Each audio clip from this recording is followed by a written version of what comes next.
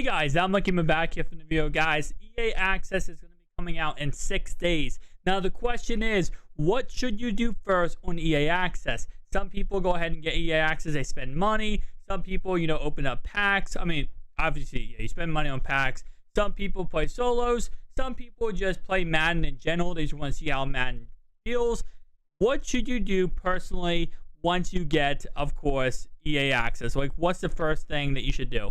Well, me personally, I'm going to give you the list of things I would do and best way to make coins from, using EA Access. Because that's the thing. My personal opinion, guys, is EA Access, you can go ahead and use it to make a lot of coins. And the reason why is because with EA Access, you can have more than one account.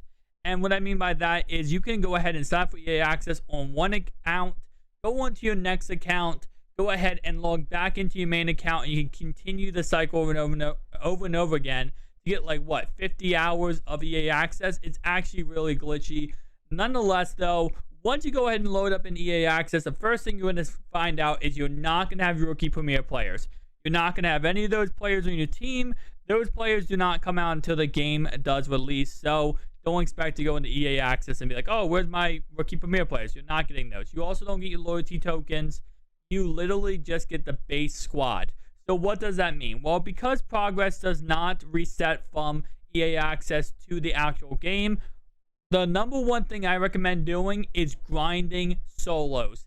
And no, I do not mean grinding the solos that give you the best rewards. Now, hear me out on this one. The reason why I say that is because the solos you want to be grinding are the solos that give you the most XP. Because the goal is to level up your account as fast as humanly possible. That's something that obviously the faster you level up, the more rewards you get, the more stuff you unlock. So day one, when the game does come out, you're already ready to go ahead and, grind out even more. Now, the thing is, though, you might be like, well, okay, so why don't I just go ahead then and use farm accounts to grind my farm accounts too?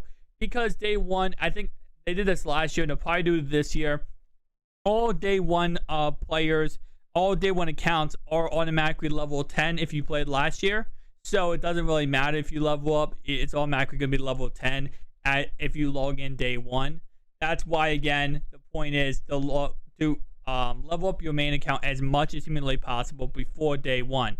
You get a step up on your opponents. You also get a crap ton of coins and rewards. And again, that's the best way to make coins, is leveling up your account.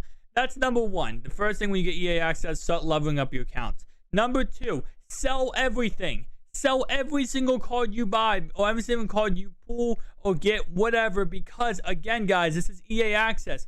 People play EA Access, they want to get the best teams possible. They're pulling a crap ton of packs, right? And what you're going to go ahead and do is take advantage of that by selling every single card that you go ahead and get. And again, the main reason why is because those cards are going to go for the most money. There's not as many people playing as there will be day one. Therefore, the supply of cards is not as crazy as it will be day one. If that's the case, then go ahead and sell everything you have possible. Get rid of every single card you have, because the prices will only come down from there. Once there's more players, once there's more supply in the market, demand obviously might go up higher. But again, there's more supply, so it doesn't matter. At the end of the day, you're going to go ahead and make some coins, and you make a lot more on EA Access. So sell everything, level up your account. That's step 1 and 2. Level up and sell everything you pull. Number 3, if you do want to play farm accounts, you can level up your farm accounts. Obviously, that's something you can go ahead and do. Do I recommend it? I mean, again, I think you only have 10 hours per account. And it depends on how EA does this. EA could go ahead and let you do what they always do, where you're able to go ahead and switch back to your main account. They could make it so you could only have 1 account per EA Access. And that's the case, then again, you could use a farm account. Another thing, though, on EA Access, let's say, for example, you run out of 10 hours, right? And they're like, oh my gosh, now I can't go. It won't let me go back to my main account. Go in a farm account and start grinding again, and start not buying the players, but start mapping out what players you want to do for your team, like what players you want for your final God Squad. That's recommended, just because, again, not God Squad, but your initial budget lineup. So go in the auction block, look up some players, like, okay, let's see this guy. Okay, this guy I might want to have, blah, blah, blah. And then day one, I can buy him when his price does come down. Again, it just lets you get extra prepared for it once the game does go ahead and launch. Things I do not recommend doing during EA Access: playing online. I know you might want to play online against other people and roasty toasty them.